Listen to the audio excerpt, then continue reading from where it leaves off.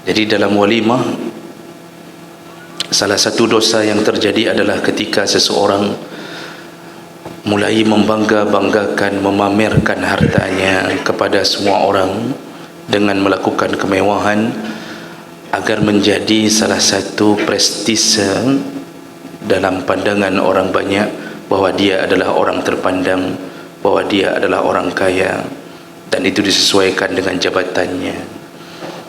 Jadi dia merasa seandainya dia buat walimah itu tidak mewah, tampilannya tidak mewah, seakan-akan jatuh harga dirinya. Maka dia paksakan diri, dia habiskan hartanya.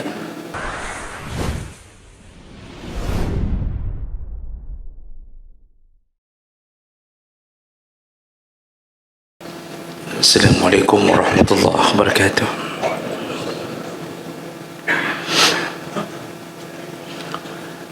Alhamdulillahi rabbil alamin, wa bi ni'matihi tatimmu shalihan. Asyhadu an la ilaha illallah wahdahu la syarika lah, wa asyhadu anna Muhammadan abduhu wa rasuluhul karim. Allahumma salli wa sallim ala nabiyyina al-Mustafa Muhammadin wa ala alihi wa ashabihi ajma'in. Amma ba'd.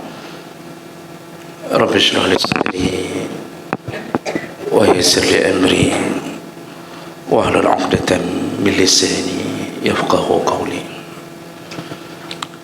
Segala puji bagi Allah, kemudian salawat dan salam kepada Rasulullah, pada keluarga dan seluruh sahabat-sahabatnya. Ya Allah, muliakan jemaah solat subuh, bapa-bapa dan ibu-ibu yang telah menyempatkan waktu untuk Allah dan karena taat pada Allah. Mudah-mudahan kita berbahagia di hari akhir nanti, insyaAllah. Bapak Ibu yang Allah muliakan,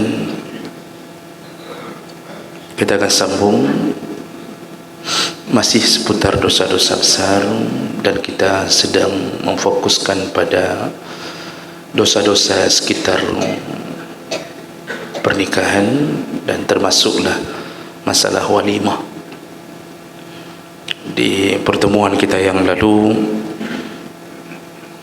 salah satu daripada dosa yang terjadi di dalam walimah yaitu para tamu undangan membuang-buang harta milik sahibul hajah, mengambil makanan berlebihan yang dia sendiri tidak sanggup untuk memakannya, lalu dibiarkan. Dan itu salah satu dosa-dosa terbesar, karena Nabi SAW mengajarkan sampai satu secuil pun hendaknya dihabiskan, tapi kita membuang-buang. Untuk diri sendiri saja berdosa, harta sendiri dibuang berdosa, apalagi harta milik orang lain. Kita telah menzalimi pemilik walimah. Jemaah nakal Allah, dosa berikutnya di dalam walimah yaitu at-tabahi fil walimah wa da'watul aghniya dunal fuqara. Nah, dosa berikutnya yaitu bermewah-mewah di dalam melakukan walimatul urs, juga sekaligus termasuklah dosa ketika kita mengundang hanya kalangan orang kaya dan meninggalkan undangan kepada orang miskin. Allah Subhanahu wa ta'ala dan Rasulnya sangat-sangat melarang untuk melakukan kemewahan yang tidak dibutuhkan dalam hidup kita. Terlalu pelit tidak boleh. Wala taj'al yadaka maghlulatan ila 'unuqik. Terlalu pelit pun tidak boleh. Wala tabsutha kullal basti.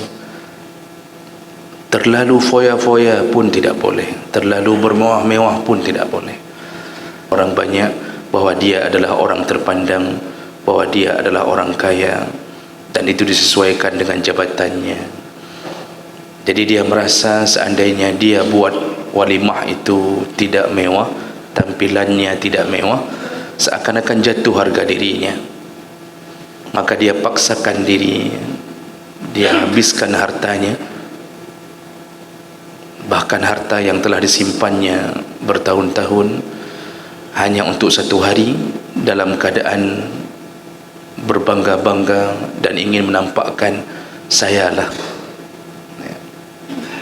Dan orang kemudian mulai memuji-mujinya. Bagaimana tidak mungkin begitu, kan dia jabatannya ini, dan dia punya kebanggaan untuk itu. Habis hartanya dalam satu hari ratusan juta, bahkan minimal mungkin puluhan juta, hanya untuk memewahkan tampilan walimah yang dia buat untuk anaknya. Haji belum daftar. Ini lebih parah lagi. Haji belum daftar, tapi untuk sehari itu dia mampu habiskan biaya 2 kali daftar haji. Jemaah Allah Subhanahu wa taala. Dan inilah fenomena yang kita lihat hari ini. Kadang-kadang orang mulai membangga-banggakan hartanya dalam urusan walimah, dimulai dari kartu undangan. Ada orang yang ingin memberikan identitas sendiri melalui kartu undangan walimah. Masya Allah, satu kartu sampai 15,000, tebalnya minta ampun, lengkap dengan berbagai kemewahan di kartu, dilapisi dengan pita emas, foto tidak boleh kopian, harus foto asli. Tebal sekali kartunya. Kalau 15,000 atau 20,000 per kartu, yang kita undang sekitar 1,000 orang, itu saja sudah berapa? Untuk kartu undangan saja. Dan hari ini saya belum pernah mendapatkan pengakuan dari seseorang yang mengkoleksi kartu undangan setelah dia dapatkan kartu tersebut. Adakah orang yang di rumahnya menyusun kartu undangan dari orang lain yang membuat kartu itu begitu indah? Tidak ada. Paling bertahan setelah acara walimah, kalau tidak masuk ke dalam tong sampah, paling untuk mengipas sate di rumahnya. Ketika dia buat sate, dia akan katakan anaknya, nak kacau yang kartu undangan yang paling tebal Ronyan, ambil sebentar kartu undangan yang paling tebal hari itu, biar kita kipas sate kita. Buat 20,000, dicampak-campak, lalu kemudian kita merasa bangga. Tidak ada kebanggaan kecuali pada orang bodoh yang seperti itu. Orang pintar itu kartu undangannya kecil, selembar, ya, dia berikan dengan hormat. Orang sudah tahu tanggal berapa, yang dicatat orang tanggalnya, Pak. Bahkan ketika kita bawa pulang kartu itu, kalau kita mendapatkannya dan kita golongan orang yang faham tentang ini, kita akan ceritakan pada isteri kita. Hana mampu pegat, kata kita kepada isteri, nging urang bangai hana mampu pegat. Lihatlah ni orang bodoh, hana mampu pegat, dah pegat tanah jahat. Lihat ni tidak ada kerja, tidak tahu membuat apa, cuba lihatlah. Masya Allah, hanya kartu sudah berapa juta kita habiskan, baru kartu. Ada orang yang sudah dapat kartu datang pun tidak. Ini kebodohan yang terjadi. Difikirnya hebat, hanya ingin memberitahu, kalau level saya tidak layak Ustaz, saya kasih kartu kecil itu enggak layak level saya. Saya kan gadis di Lok Semawi ini. Contoh Pak, ini mohon maaf kepada gadis, bukan semua gadis begitu, walaupun banyak yang begitu. Jemaah melakukan Allah Subhanahu wa taala. Itu baru contoh satu barang. Begitu kita datangi walimahnya, subhanallah, sesuatu yang selayaknya tidak perlulah sampai menghabiskan puluhan juta, tapi dia lakukan hanya untuk casing tampilan. Dia buat pelaminan, subhanallah. Itu baru tempat duduk pengantin saja sudah di atas 10 juta, belum di luarannya. Padahal sederhana, cukup Kadang-kadang ada orang yang tidak sempat pun melihat tampilan pelaminan itu. Bahkan ada orang yang sudah lihat pun tidak memuji apapun. Hanya perasaan yang dibisikkan syaitan saja kita ingin mengatakan, inilah hartaku. Maka dia bermewah-mewah dalam urusan itu.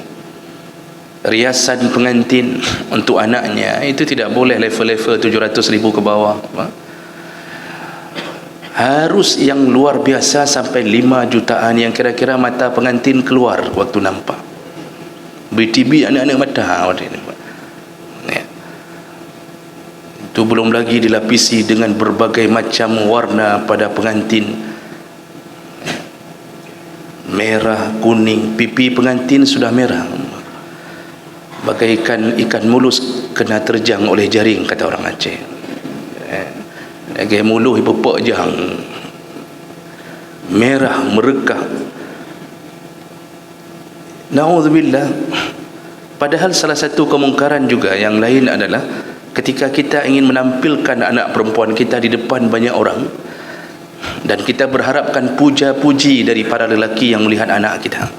Bahkan mungkin ada yang datang lalu kemudian mengatakan, Masya Allah, lagak dan cantik sekali pengantin itu, seharusnya itu untukku dulu, katanya. Nah, sudah fitnah terbaru. Ada yang buat, Masya Allah, kadang-kadang hari ini tidak lagi masuk ke dalam rumah, bahkan dipamerkan pengantin wanita di luar rumah, dibuatkan pelaminan di luar rumah, didudukkan agar semua orang bisa melihatnya. Kita tidak menyadari yang kita ikut pengajian berpuluh tahun, salat jamaah puluh tahun, sudah dibilang berkali-kali bahwa itu salah satu kemungkaran. Seharusnya bahkan pengantin perempuan di dalam rumah dilihat oleh hanya orang perempuan. Hari ini bukan itu saja, bukan hanya itu yang dia coba pertahankan, bahkan dia melanggarnya. Dia pamerkan anak gadisnya. Jawab mereka Allah Subhanahu Wa Taala. Saya melihat kelompok-kelompok orang-orang yang menjaga agama, walaupun dihujat sana, dihujat sini, tapi ketika sunnah Nabi mereka lakukan, ketaatan pada Nabi mereka lakukan, mereka tidak peduli dengan berbagai hujatan. Makanya ada segolongan orang itu, bahkan anak gadisnya dia letakkan dalam satu ruangan, bahkan tidak sama dengan pengantin pria. Jadi yang mendatangi pengantin perempuan hanya para perempuan, yang mendatangi pengantin laki-laki hanya laki-laki. Pasti kita akan bertanya, kalau begitu tidak dapat foto-fotonya, maka hukum akan bertanya, memang foto itu wajib? Bukankah orang sudah banyak hari ini yang berfoto dengan berbagai tipe mahal? Ini salah satu kemewahan yang lain. Sewa fotografer dengan biaya yang mahal, lengkap, sempurna, harus jadi satu album, itu sudah sekian juta. Setelah difoto lengkap, sebulan bercerai. Foto-foto dipriang, foto-foto dirobek. Setelah itu habis jutaan untuk membuat foto termewah, susun sana, susun sini, dimerengkan sana, mereng sini. Pengantin pria tidak tahu lagi bergaya bagaimana, apa disuruh jongkok, disuruh guling-guling. Yang pengantin perempuan disuruh tunjuk ke langit, disuruh tunjuk ke bumi. Pokoknya langit dan bumi miliknya hari itu. Nampak kebodohan-kebodohan orang yang melakukan itu. Tapi hari itu dia berbangga, dia bangga sekali. Inilah perkara yang dilarang sebenarnya. Kita itu buat walimah, target utama kita apa? Mencapai keberkahan Allah, mengharapkan keberkahan Allah. Bukan ingin dipuji oleh manusia.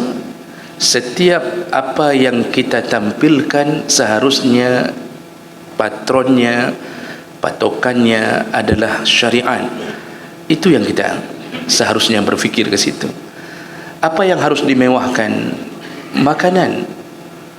Kalau makanan, silahkan mewah, karena makanan itu kita tujukan memuliakan para tamu. Dan Rasulullah SAW memang menyunnahkan untuk memuliakan tamu.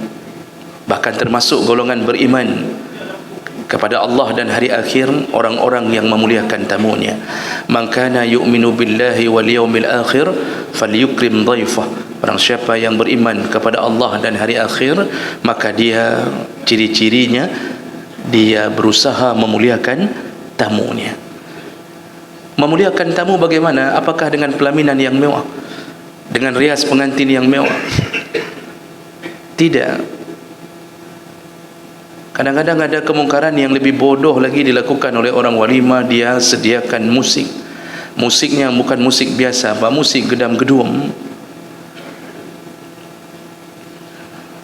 Lalu dia putar keras-keras dengan tujuan membuat tamunya nikmat. Padahal tamunya ketika mendengarkan itu tidak bisa bicara pun dengan orang di sampingnya. Apalagi tamu yang pas berdiri di depan speaker itu, pas duduknya depan speaker. Itu mau tambah pun tidak selera lagi. Telinganya dipenuhi dengan musik-musik luar biasa.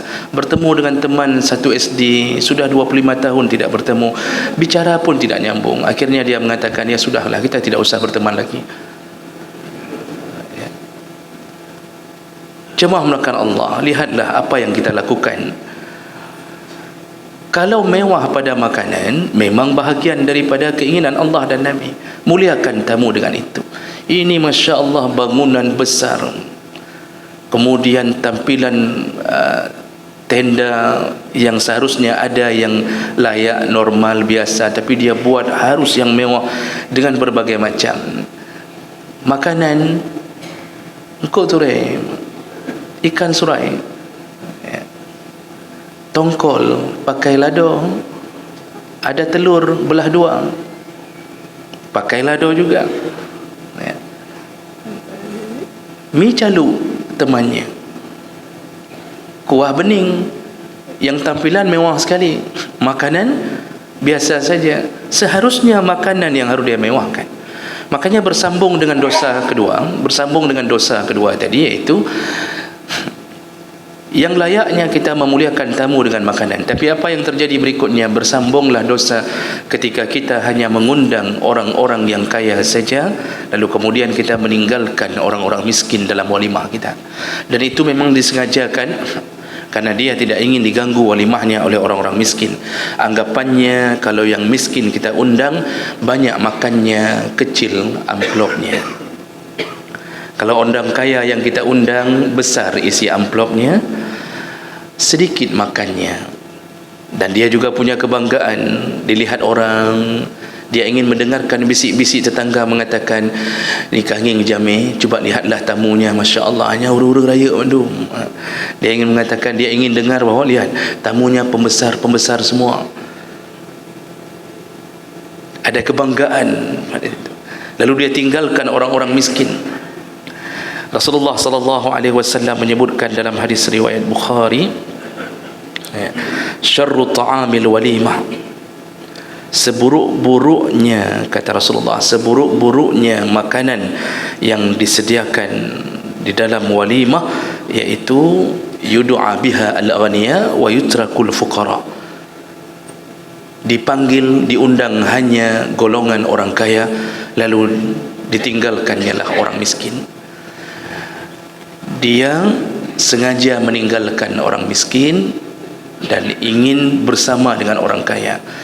Dan ini salah satu penyebab para ulama sepakat, imam-imam mazhab, seluruh mujtahid sepakat mengatakan perbuatan ini haram.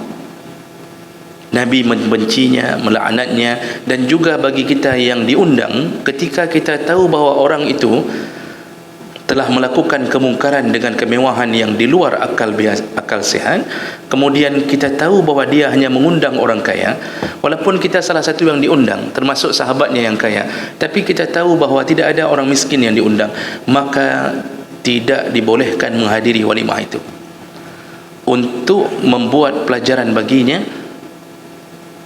tentang kemungkaran itu. Jemaah melakukan Allah Subhanahu wa taala. Dan ini kita lihat kadang-kadang terjadi di ranah lingkungan-lingkungan tertentu, komplek-kompleknya orang kaya.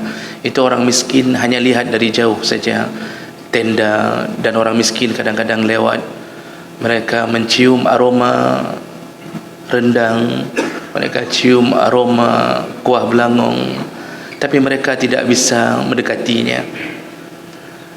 Ini salah satu yang harus kita fikirkan. Maka cubalah rubah gaya kita membuat walimah. Jangan undang kemurkaan Allah, undanglah keberkahan Allah. Ketika kita memberikan yang terbaik dalam makanan-makanan kita, satu suapan yang kita beri itu bernilai sedekah. Kalau tidak diiringi dengan niat buruk kita hanya ingin membangga-banggakan kepada sama orang kaya. Orang miskin itu lebih ikhlas dalam berdoa. Orang miskin itu tidak ada ikatan dengan ikatan sesama orang-orang yang terpandang. Dia datang dengan rasa malu, dia datang dengan rendah hati. Ketika dia menyalami kita untuk keluar, lalu dia mengucapkan kalimat terima kasih atau jazakallah khairah. Bahkan mungkin ketika selesai makan dia sempat datangi pengantin, lalu dia mengatakan barakallahu lakuma wa baraka alaikuma. Doanya lebih cepat makbul dibandingkan teman sekantor kita yang naik Pajero datang ke walimah kita. Doa orang miskin lebih cepat makbul. InsyaAllah orang-orang yang mengundang orang miskin dalam walimahnya, Allah pelihara rezekinya, Allah berkahi hidupnya, dan Allah akan langgengkan kehidupan pasangan suami isteri yang baru itu. Walaupun mungkin itu kali keempat dia berdiri mati kapuk boh yang walaupun tapi begitulah keadaan kita. Maka jemaah melakukan Allah Subhanahu wa taala, janganlah tertipu dengan bisikan-bisikan syaitan yang seakan-akan walimah ajang memamerkan kekayaan. Tidak, pamerkanlah keikhlasan memberi, pamerkanlah kekayaan melalui makanan agar orang semuanya begitu pulang mengucapkan Masya Allah, luar biasa makanannya. Ketika mereka didampingi oleh anak-anak mereka, anak-anak pun ikut berdoa kepada kita. Itu yang intinya. Mudah-mudahan ini menjadi salah satu nasihat bagi kita semuanya untuk tidak melakukan hal-hal yang dilarang oleh Allah dan Nabi dalam walimah. Semoga bermanfaat. Subhanakallahumma bihamdik, asyhadu an la ilaha illa anta, astaghfiruka wa atubu ilaik. Wassalamualaikum warahmatullahi wabarakatuh.